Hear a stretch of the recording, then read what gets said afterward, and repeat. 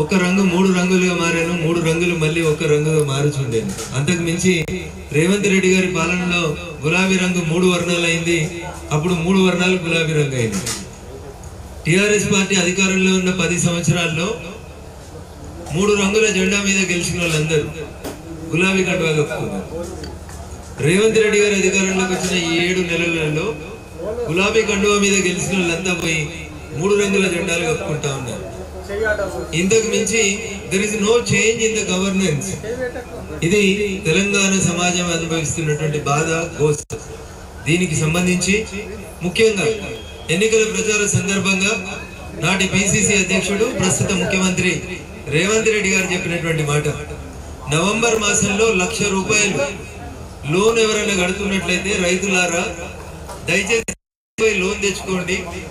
December 9 సోనియమ్మ పుట్టినరోజు, సోనియమ్మ తెలంగాణ ఇచ్చిన తల్లి అని చెప్తూ డిసెంబర్ 9న నేను ముఖ్యమంత్రిగా ప్రమాణ స్వీకారం చేయగానే 2 లక్షల రూపాయల రైతు రుణమాఫీ చేస్తా అని చెప్పి మాట తప్పినటువంటి ముఖ్యమంత్రి గారికి వ్యతిరేకంగా ప్రజా బాహుల్యంలోకి పోయి ప్రజల్ని చైతన్యవంతుల్ని చేయాలనేది ఈ రోజు రాజకీయ తీర్మానంలో భారతీయ జనతా పార్టీ మొదటి అంశంగా తీసుకున్నటువంటి అంశం. ఇకపోతే రెండో అంశం రైతు భరోసా. ఏం చెప్పినారు?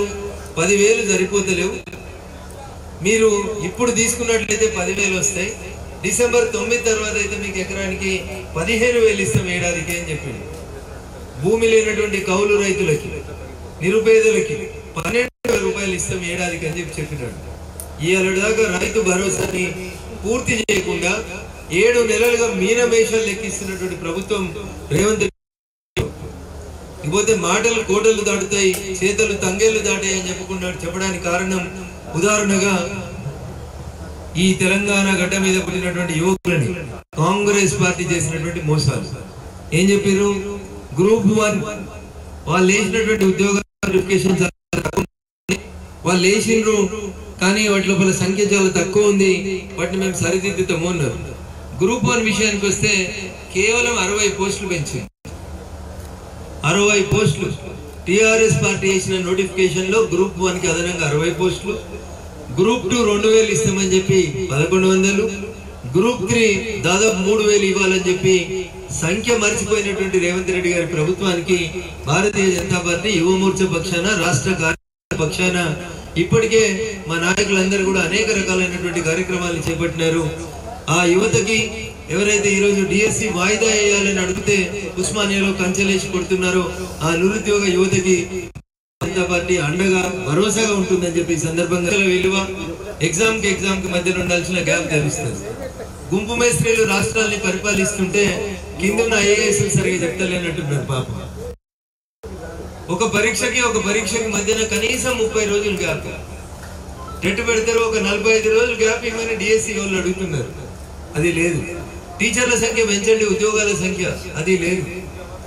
ఒక పోలీస్ ఆయనని, ఒక రిటైర్డ్ పోలీస్ అధికారిని తెచ్చి టీఎస్పీఎస్సీ చైర్మన్ గా పెడితే ఆయన ఈ ఉద్యోగం కూడా డిసెంబర్ లో రిటైర్డ్ అవుతున్నట్టు పాప. కాబట్టి నేను పోయేలాగా ఏదో చేసిన పాత ముఖ్యమంత్రికి పిచ్చి ఉంటుండే, అన్ని చంద్రశేఖరరావు చేసిండని శిలాపలకాలు పెట్టుకోవాలని. అట్లా ఈ టీఎస్పీఎస్సీ నేనే ఉద్యోగాలు ఇచ్చిన అని చెప్పుకోవాలని ఓ రిటైర్డ్ పోలీస్ అధికారికి వచ్చినటువంటి ఒక తప్పుడు ఆలోచన వల్ల ఒక ఎగ్జామ్ కి ఇంకొక ఎగ్జామ్ కి మధ్యన కనీసం 30 రోజులు గ్యాప్ ఇవ్వమని విద్యార్థులంతా అడుగుతా ఉంటే దాన్ని మాఫియా కింద, ఇన్స్టిట్యూట్స్ చేస్తున్న మాఫియా కింద, ప్రతిపక్షాలు పనిలే చేస్తున్నాయని మాట్లాడడం అనేది ఈ రాష్ట్ర ప్రభుత్వానికి, వారి పరిపాలనకి, అనుభవ రాహిత్యానికి దర్పణంగా చూడాలి. దాన్ని నిండు శాసనసభలో అంత శాసనసభ్యులుగా ఉన్నప్పుడు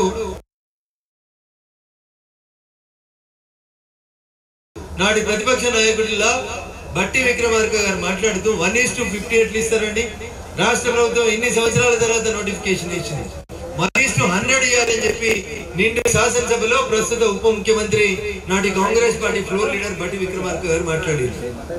ప్రతిపక్షంలో ఒక మాట, అధికారంలోకి వచ్చినాక ఇంకొక మాట మాట్లాడుతూ తెలంగాణ రాష్ట్రంలో ఉన్నటువంటి నిరుద్యోగ యువత ఆశల్ని, ఆకాంక్షల్ని కాలరాస్తున్నటువంటి కాంగ్రెస్ పార్టీకి వ్యతిరేకంగా ప్రజా ఉద్యమాలని, నిరుద్యోగుల ఉద్యమాలని కొనసాగించాలని చెప్పి ఈ రోజు భారతీయ జనతా పార్టీ తన రాజకీయ తీర్మానం లోపల తీర్మానించుకోవడం జరిగింది.